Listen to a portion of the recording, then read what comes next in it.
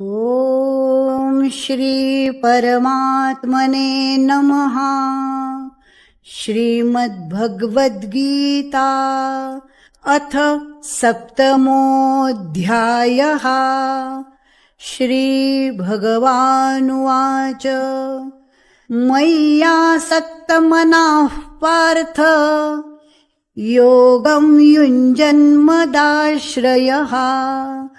असंशयं समग्रं मां यथा ज्ञास्यसि तच्छृणु। ज्ञान योग। गीता के हर अध्याय में कुछ ऐसी बात है जो हमें हमारे जीवन का मतलब समझाती है। इस 7वें अध्याय में कृष्ण हमें बताएंगे कि ज्ञान क्या होता है और विज्ञान क्या होता है। आइए दोस्तों, इसका प्रारंभ करता हूं। जय श्री कृष्ण। श्री भगवान बोले, हे पार्थ, अनंत प्रेम दिखाते हुए तू मुझको अपने मन में रख। सच्चा भाव रखते हुए योग में लगा रह। अब मैं तुझे विभूति, बल, ऐश्वर्यादि गुणों से युक्त तेरे अपने ही आत्म रूप के बारे में बताऊंगा, ताकि तू मेरे बारे में कोई संशय न रखे। दोस्तों, कृष्ण अर्जुन को वो सब कुछ बताना चाहते हैं जिससे अर्जुन कृष्ण पर कभी संशय न करे। आप सोचेंगे कि भगवान अपने भक्त को अपनी ही महिमा के बारे में क्यों बताना चाहते हैं? क्योंकि भगवान अपने भक्त का भला चाहते हैं। उसे वो हर चीज बताएंगे जिससे उनका भक्त अपने जीवन में सफल हो सके।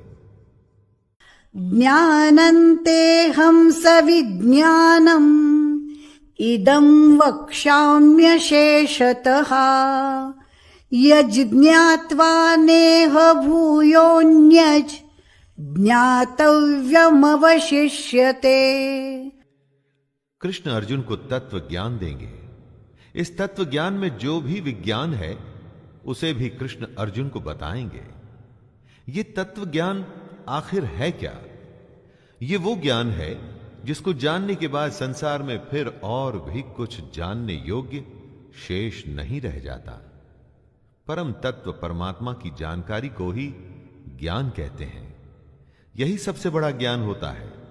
इसीलिए कृष्ण अर्जुन को अपने बारे में बताएंगे और इसीलिए ये जानने के बाद अर्जुन के मन में किसी भी तरह की शंका नहीं रह जाएगी। एकदम सही बात है दोस्तों। भगवान के बारे में जानने के बाद और कुछ जानने को बचता ही कहां है। मनुष्याणां सहस्रेषु कश्चिद्यतति सिद्धये यततामपि सिद्धानां कश्चिन्मां वेत्ति तत्वतः। कितने ही लोग दुनिया में पूजा पाठ करते हैं, परंतु हजारों मनुष्यों में कोई विरला ही होता है जो मुझे प्राप्त करने के लिए यत्न करता है। और उन यत्न करने वाले योगियों में कोई एक मेरे परायण होकर मुझको तत्व से अर्थात यथार्थ रूप से जानता है। हजारों में एक मुझे पाने की कोशिश करता है और उन सब में से भी कोई एक ही तत्व यानी कि असली रूप में मुझको जान पाता है। दोस्तों, कृष्ण को आप देवकी पुत्र, बंसी बजैया, कंस हरता या सारथी के रूप में ही ना देखें। असल में कृष्ण क्या हैं, यही वो अर्जुन को बता रहे हैं। भूमिरापो नलो वायुः खं मनो बुद्धिरेव च अहंकार इतीयं मे भिन्ना प्रकृतिरष्टधा अपरेयमितस्त्वन्यां प्रकृतिं विद्धि मे परां जीवभूतां महाबाहो ययेदन्धार्यते जगत्। कृष्ण सबसे पहले अपनी स्वयं की प्रकृति के बारे में बता रहे हैं। वो कहते हैं कि पृथ्वी, जल, अग्नि, वायु, आकाश, मन, बुद्धि और अहंकार, ये 8 प्रकार से विभाजित मेरी ही प्रकृति है। दोस्तों, 5 तत्व यानी कि 5 एलिमेंट्स और उनके साथ में मन, बुद्धि और अहंकार, जिससे कि ये सारी दुनिया और हम बने हैं, ये स्वयं कृष्ण हैं। कृष्ण आगे कहते हैं कि ये 8 प्रकार के भेदों वाली अपरा अर्थात मेरी जड़ प्रकृति है। और हे महाबाहो, इससे दूसरी को, जिससे यह संपूर्ण जगत धारण किया जाता है, उसे मेरी जीव रूपा परा अर्थात चेतन प्रकृति जान। जड़ प्रकृति मतलब वो सारी स्थूल दुनिया जिसको हम चारों तरफ देखते हैं, और परा यानी कि चेतन प्रकृति यानी कि सटल नेचर हुई जीवात्मा, वो आत्मा जो हम सब में मौजूद है। एतद्योनीनि भूतानि सर्वाणीत्युपधारय अहं कृत्स्नस्य जगतः प्रभवः प्रलयस्तथा। जो सब कुछ है वो कृष्ण में से ही आया है और एक दिन उसी में विलय भी हो जाता है। इसी बात को समझाते हुए कृष्ण कह रहे हैं, हे अर्जुन, तू ऐसा समझ के संपूर्ण भूत इन दोनों प्रकृतियों से उत्पन्न होने वाला है और मैं संपूर्ण जगत का प्रभाव तथा प्रलय हूं, अर्थात संपूर्ण जगत का मूल कारण मैं ही हूं। दोस्तों, दुनिया कृष्ण से ही शुरू हुई है और उन्हीं में खत्म हो जाएगी। वे ही इस दुनिया के मूल कारण बेसिक रसों में है। हम, ये जमीन, आसमान, हवा, पानी और आत्मा सब कुछ कृष्ण है और कुछ भी नहीं। कृष्ण को हम जिस रूप में देखते या सुनते हैं वो कृष्ण नहीं। असली कृष्ण क्या है वो यहां बताया गया है। मत्तः परतरन्नान्यत् किंचिदस्ति धनंजय मयि सर्वमिदं प्रोतं सूत्रे मणिगणा इव। कृष्ण ने अर्जुन से कहा था कि योग में लग के मन में सिर्फ कृष्ण होना चाहिए, तभी योग साधना पूरी होगी। लेकिन मन में कौन सा कृष्ण होना चाहिए? कृष्ण स्वयं उसी की व्याख्या कर रहे हैं। हे धनंजय, मुझसे भिन्न दूसरा कोई भी परम कारण नहीं है। यह संपूर्ण जगत सूत्र में मुझसे ही बंधा हुआ है, मुझ में ही गुथा हुआ है। कृष्ण के अलावा दूसरा कुछ भी नहीं है। दोस्तों, जो सब कुछ है वो कृष्ण है। ये बात सुन के आसानी से शायद समझ में ना आए, लेकिन थोड़ी सी भी कोशिश करेंगे तो समझ जाएंगे। इस दुनिया में आपको जो भी दिखता है और जो नहीं भी दिखता वो कृष्ण ही है, जिसका सीधा सा मतलब है कि कृष्ण के अलावा और कुछ भी नहीं। रसोऽहमप्सु कौन्तेय प्रभास्मि शशि सूर्ययोः प्रणवः सर्ववेदेषु शब्दः खे पौरुषं नृषु। कृष्ण इस श्लोक में अपने तत्व, अपने असली रूप, इस दुनिया के असली विज्ञान के बारे में बता रहे हैं। वो कहते हैं, हे अर्जुन, मैं जल में रस हूं। किसी भी द्रव्यशील वस्तु का सार उसका रस होता है। दुनिया में जितना भी गीलापन है, कृष्ण उसमें रस है। चंद्रमा और सूर्य में कृष्ण प्रकाश है। चंद्रमा और सूर्य से अगर उनका प्रकाश छीन लेंगे तो क्या बचेगा? कुछ भी नहीं। यही प्रकाश कृष्ण है। संपूर्ण वेदों में ओंकार भी मैं ही हूं। वेद तो बड़े हैं, बहुत बड़े हैं। पूरे वेदों में से अगर एक चीज निकालनी हो तो वो क्या है? ओम। ये ओंकार ही कृष्ण है। आकाश में कृष्ण शब्द है। शब्द वो होता है जो स्पेस में गुंजायमान होता है दोस्तों, और वही कृष्ण है। और पुरुषों में कृष्ण उनका पुरुषत्व है। पुण्यो गन्धः पृथिव्यां च तेजश्चास्मि विभावसौ जीवनं सर्वभूतेषु तपश्चास्मि तपस्विषु। जिस भी वस्तु में जो पवित्र है, जो भी किसी वस्तु की विशेषता है, वो कृष्ण है। वो कहते हैं कि मैं पृथ्वी में पवित्र गंध हूं, यानी कि सुगंध रूप कृष्ण में ही ये पृथ्वी पिरोई हुई है। अग्नि में मैं तेज हूं, आग में सब जल करके राख हो जाता है। आग के पास जाने पर जो हमें जलाता है वो उसका तेज होता है, और यही तेज कृष्ण है। संपूर्ण भूतों में उनका जीवन है। जितने प्राणी हम देखते हैं, इंसान, जानवर, पेड़ पौधे, बैक्टीरिया या कुछ भी, उनमें जो जीवन है वो कृष्ण ही है। और तपस्वियों में वो तप है। तपस्वियों का तप उसकी सबसे बड़ी शक्ति होती है दोस्तों, और वो तप कृष्ण ही है। बीजं मां सर्वभूतानां विद्धि पार्थ सनातनम् बुद्धिर्बुद्धिमतामस्मि तेजस्तेजस्विनामहम्। कृष्ण अपने असली रूप की एक एक परत धीरे धीरे खोल रहे हैं। वे आगे कहते हैं, हे अर्जुन, तू संपूर्ण भूतों का सनातन बीज मुझको ही जान ले। जितने भी जीव आपको दिखते हैं या जो आज से पहले थे और आज के बाद आएंगे दोस्तों, उन सब का सनातन बीज यानी कि उन सब जीवों की उत्पत्ति का कारण कृष्ण ही है। मैं बुद्धिमानों की बुद्धि और तेजस्वियों का तेज हूं, ऐसा कृष्ण कहते हैं। जब आप अपनी बुद्धि से कोई सवाल हल करते हैं, कोई रास्ता खोजते हैं, तो वो बुद्धि कृष्ण ही है। उसी तरह तेजस्वियों में जो तेज होता है यानी उनमें जो ब्रिलियंस होती है, वो भी कृष्ण ही है। बलं बलवताञ्चाहं कामरागविवर्जितम् धर्माविरुद्धो भूतेषु कामोऽस्मि भरतर्षभ। दोस्तों, किसी भी चीज का जो गुण है वो कृष्ण है, जैसा कि वो अर्जुन को बता रहे हैं। कहते हैं, हे भरत श्रेष्ठ, मैं बलवानों का आसक्ति और कामनाओं से रहित बल अर्थात सामर्थ्य हूं। वो बलवानों का गुण है यानी कि उनका बल है दोस्तों, लेकिन वो बल जो आसक्ति और कामना से रहित है। काम और क्रोध से परे जो बल है वो श्री कृष्ण ही है।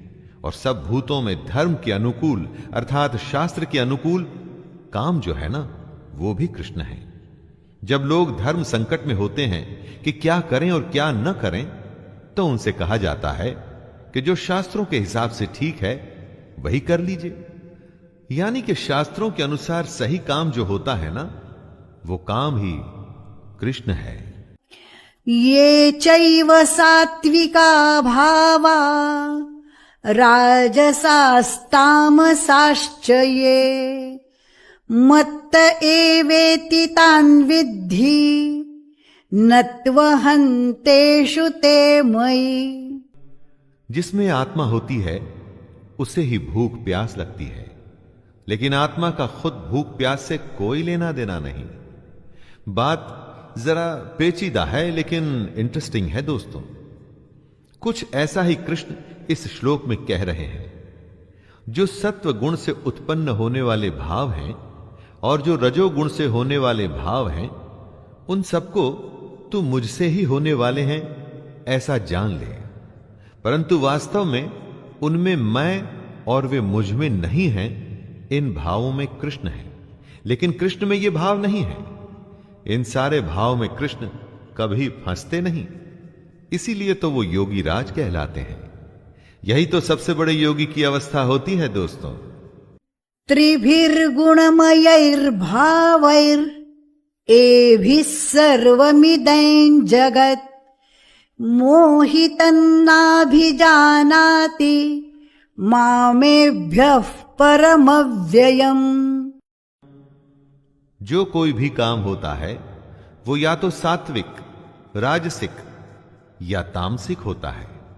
इन्हीं तीनों प्रकृतियों से, इन्हीं तीनों गुणों से ही ये सारी दुनिया मोहित होती है। लेकिन जो इन तीन गुणों से परे है वो है कृष्ण। इस कृष्ण को कोई नहीं जानता।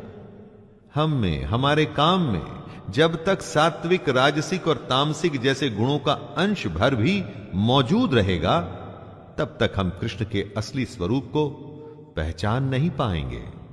जहां ये तीन गुण खत्म होते हैं, वहीं से कृष्ण शुरू होते हैं। इन्हीं तीनों प्रकृतियों की वजह से हम में आसक्ति और कामना होती है, और अगर यही प्रकृति रही तो फिर हमें कृष्ण कैसे प्राप्त होंगे? दैवी हेषा गुणमयी मम माया दुरत्यया मामेव ये प्रपद्यन्ते मायामेतान्तरन्ति ते। सात्विक, राजसिक और तामसिक जैसे तीन गुणों में ही सारी दुनिया फंस के रह जाती है। वो कृष्ण के असली स्वरूप को कभी पहचान नहीं पाती, और वो इसलिए क्योंकि ये तीनों मिलके ही माया बनाते हैं। और माया से कौन बच पाया है? माया तो महा ठगनी होती है दोस्तों। लेकिन जो पुरुष केवल कृष्ण को ही निरंतर भजते हैं, वे इस माया को उल्लंघन कर जाते हैं, अर्थात संसार से तर जाते हैं। इस माया के चक्कर से कोई नहीं बच पाया है, सिवाय उनके जो हमेशा कृष्ण को अपने मन में रखते हैं। ऐसा ही करने को कृष्ण अर्जुन से और हम सबसे कह रहे हैं। नमान् दुष्कृतिनो मूढाः प्रपद्यन्ते नराधमाः माययापहृतज्ञाना आसुरं भावमाश्रिताः। ऐसे कौन लोग हैं जो कृष्ण को नहीं भजते? तो आइए सुनते हैं, स्वयं कृष्ण बता रहे हैं कि माया द्वारा जिनका ज्ञान हरा जा चुका है, ऐसे असुर स्वभाव को धारण किए हुए मनुष्यों में नीच दूषित कर्म करने वाले मूढ़ लोग मुझको नहीं भजते। घमंड करने वाले जो खुद को ही कर्ता मानते हैं, जिनमें असुर स्वभाव है, जो छोटी बातें या हरकतें करते हैं और दूषित कर्म यानी कि करप्ट काम करते हैं ना दोस्तों, ऐसे लोग कृष्ण को नहीं भजते। क्या आप कृष्ण को भजते हैं? उनके कहे निष्काम कर्म को करते हैं? उनके कहे अनुसार योग की साधना करने का प्रयास करते हैं? अगर नहीं करते तो आपको अपने बारे में सोचना पड़ेगा। चतुर्विधा भजन्ते मां जनाः सुकृतिनोऽर्जुन आर्तो जिज्ञासुरर्थार्थी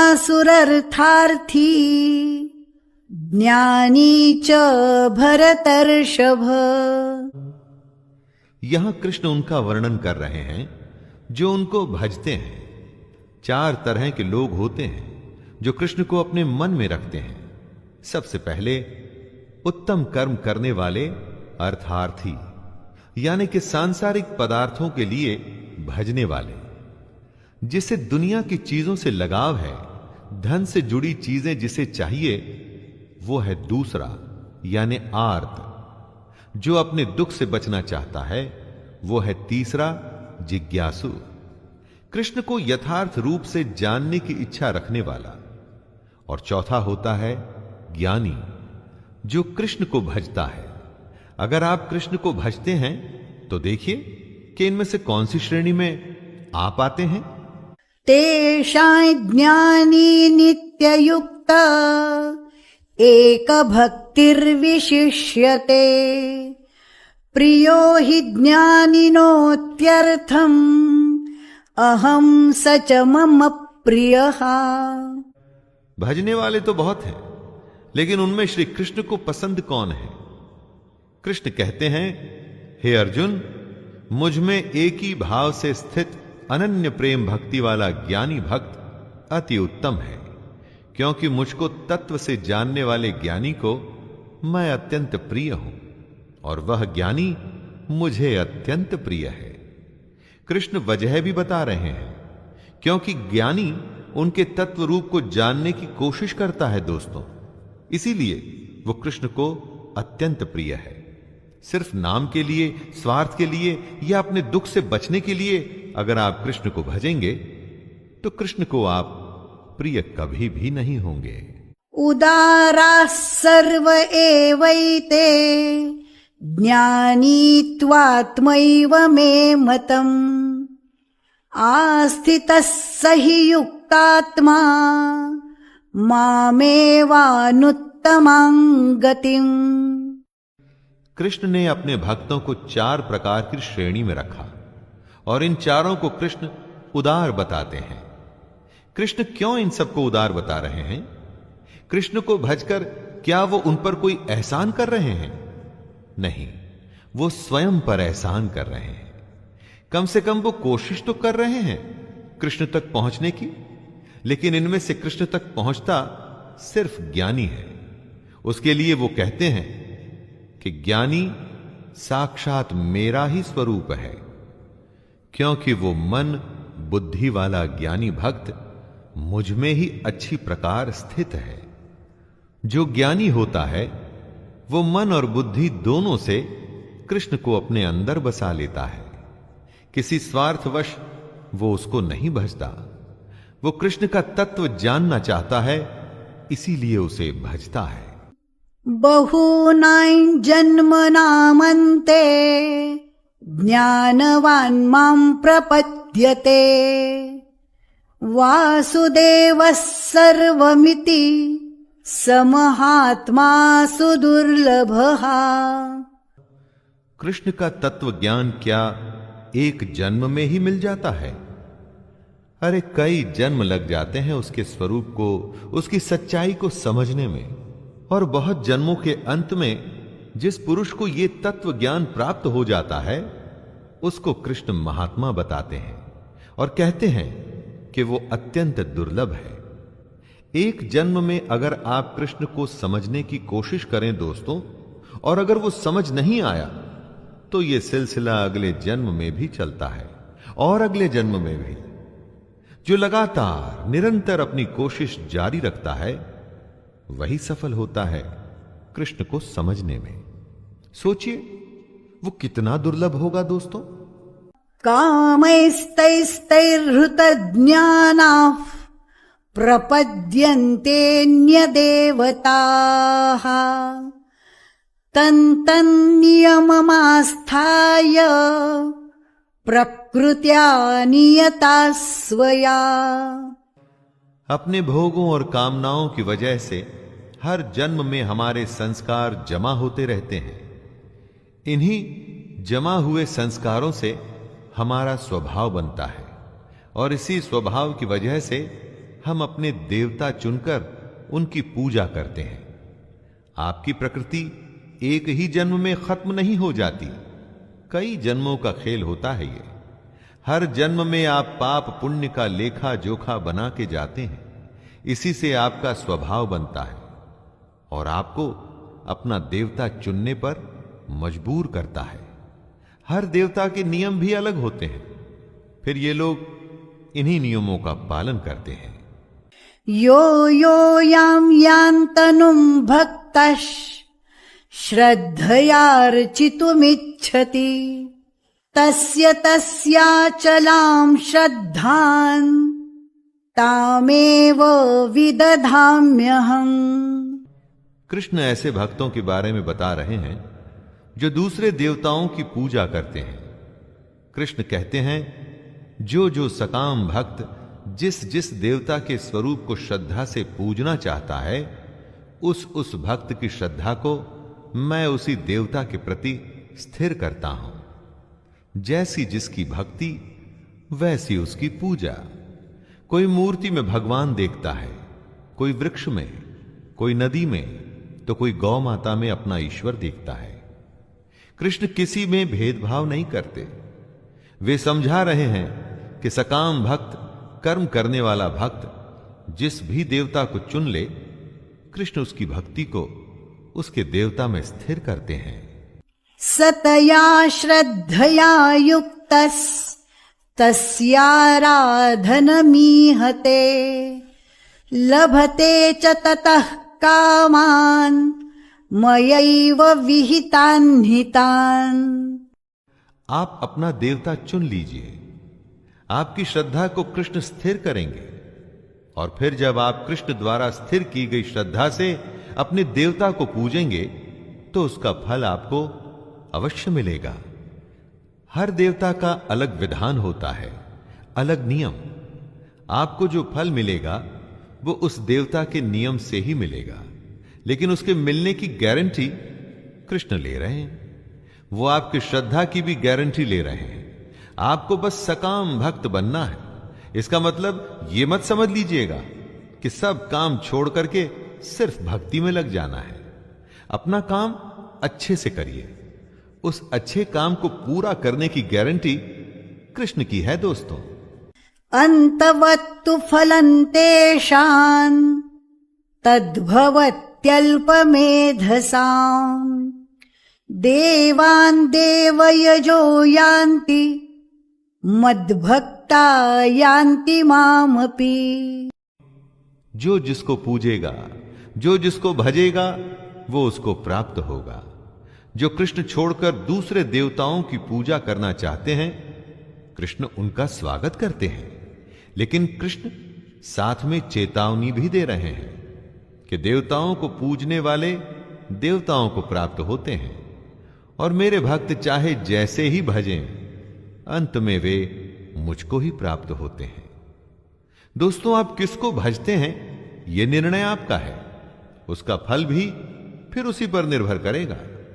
कोई अगर कुटिल मार्ग चुनता है तो आप उसे रोक नहीं सकते, यह उसका खुद का फैसला है। लेकिन उसके बाद क्या होगा, उसके लिए भी उसे तैयार रहना चाहिए।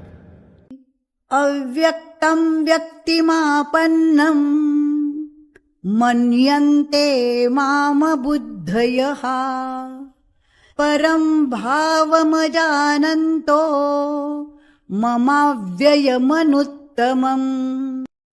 कृष्ण योगेश्वर हैं। महाभारत के समय वो शरीरधारी योगी थे। समझदार लोग कृष्ण के अव्यक्त रूप को समझने की कोशिश करते हैं, लेकिन बुद्धिहीन पुरुष उनको मनुष्य मानते हैं। इस श्लोक में कृष्ण इन दोनों के बीच का फर्क बता रहे हैं। दोस्तों, कृष्ण को मनुष्य मानने की गलती मत करिएगा, क्योंकि अगर आप ऐसा करेंगे तो अपना समय और जीवन जाया करेंगे। असलियत किसी के मानने या न मानने से नहीं बदलती, और असलियत कृष्ण का असली स्वरूप जो इस जगत के कण कण में मौजूद है, हर जीव में उनका अंश है। कृष्ण को समझने का साधन है योग, यानी निष्काम कर्म, और मन में कृष्ण को धारण करना।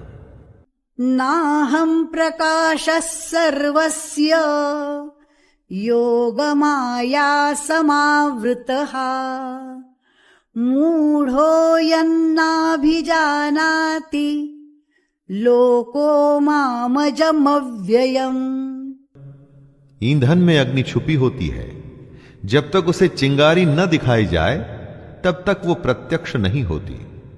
उसी तरह से कृष्ण भी अपनी योग माया से छिपे हुए हैं। अज्ञानी जन समुदाय जन्म रहित अविनाशी परमेश्वर को नहीं जानता, अर्थात वो कृष्ण को जन्मने और मरने वाला समझता है। लेकिन ज्ञान या योग वो चिंगारी है जिससे कृष्ण प्रत्यक्ष हो जाते हैं। रास्ता दिखाने वालों की भी कमी नहीं होती दोस्तों, और गुमराह करने वालों की भी नहीं। अज्ञानियों से वास्ता रखेंगे तो हमेशा गुमराह होंगे, क्योंकि उनके सोचने का तरीका ही गलत होता है। इसी गलत तरीके के बारे में कृष्ण ने इस श्लोक में बताया है। वेदाहं समतीतानि वर्तमानानि चार्जुन भविष्याणि च भूतानि मान्तु वेद न कश्चन। जिस दुनिया में हम हैं वो कई जन्मों का खेल है। हम पहले भी थे और आगे भी रहेंगे। इस बारे में कृष्ण कहते हैं, अर्जुन, बीते हुए समय में, वर्तमान में और आगे होने वाले सब समय को मैं जानता हूं, परंतु मुझको कोई भी श्रद्धा भक्ति रहित पुरुष नहीं जानता। क्या हुआ था, क्या हो रहा है और क्या होगा, ये सब कृष्ण जानते हैं। लेकिन अज्ञानी जो श्रद्धा या भक्ति से दूर हैं, वो नहीं जान पाते। दोस्तों, यहां भक्ति को पूजा पाठ से मत लीजिएगा। अगर आप अपने निष्काम कर्म के प्रति समर्पित नहीं हैं, पूरे मन से उसमें नहीं लगे हुए हैं, तो कृष्ण के कहे अनुसार आप अज्ञानी हैं। इच्छा द्वेष समुत्थेन द्वंद्व मोहेन भारत सर्वभूतानि सम्मोहम् सर्गे यान्ति परन्तप। ऐसी क्या वजह है कि कोई भी कृष्ण के असली स्वरूप को जान नहीं पाता? वो इसलिए कि हम में से हर किसी में इच्छा और द्वेष से उत्पन्न मोह मौजूद है। ये मोह ही हमें अज्ञानी बनाता है। किसी से प्यार, किसी से झगड़ा, किसी का बुरा चाहना या किसी के लिए सब कुछ कर देना, इच्छा और द्वेष के यही तो सारे खेल होते हैं। इन सब के चलते क्या आपको लगता है कि आप इस दुनिया की सच्चाई को जान पाएंगे? पहले हम सबको अपने इस उथले रवैये से बाहर निकलना होगा। अपने अंदर की इच्छा और द्वेष को खत्म करना होगा। तभी हम सब लोग कृष्ण के स्वरूप को पहचान पाएंगे।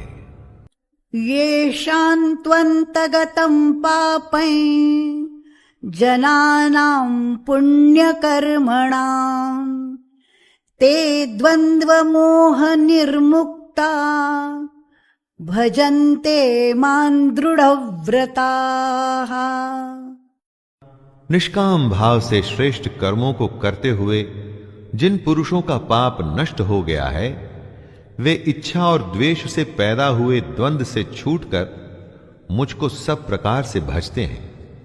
कृष्ण ने ऐसे लोगों के बारे में बताया है जो अज्ञानता के चक्कर से निकलते हैं, जो दुनियादारी को छोड़ उससे ऊपर उठ अपनी और ईश्वर की सच्चाई जानना चाहते हैं। ऐसा करने का सीधा सा रास्ता है दोस्तों, निष्काम कर्म, जिससे कि पाप कटेंगे। पाप कटने से मन में इच्छा और द्वेष जैसे भाव खत्म होने लगते हैं।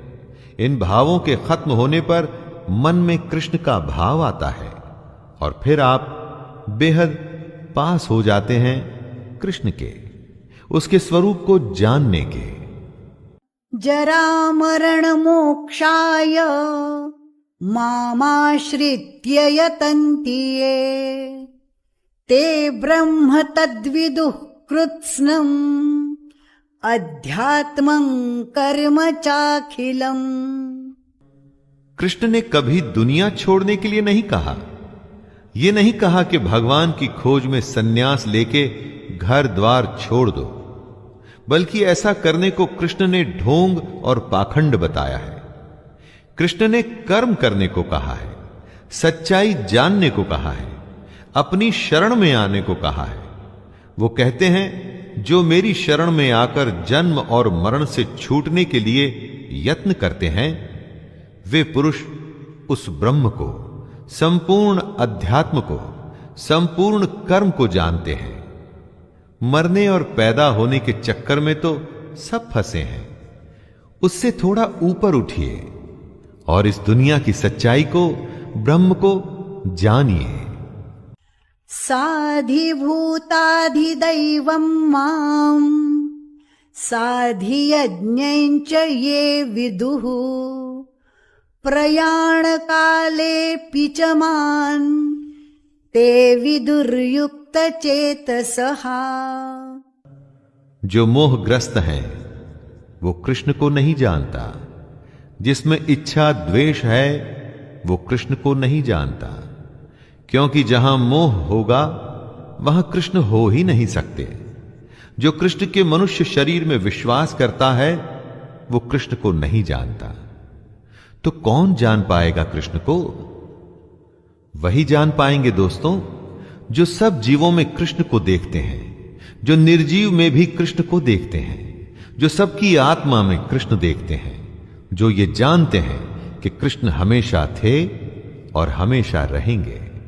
ऐसे युक्त चित्त वाले पुरुष कृष्ण को जानते हैं और कृष्ण को ही प्राप्त भी हो जाते हैं।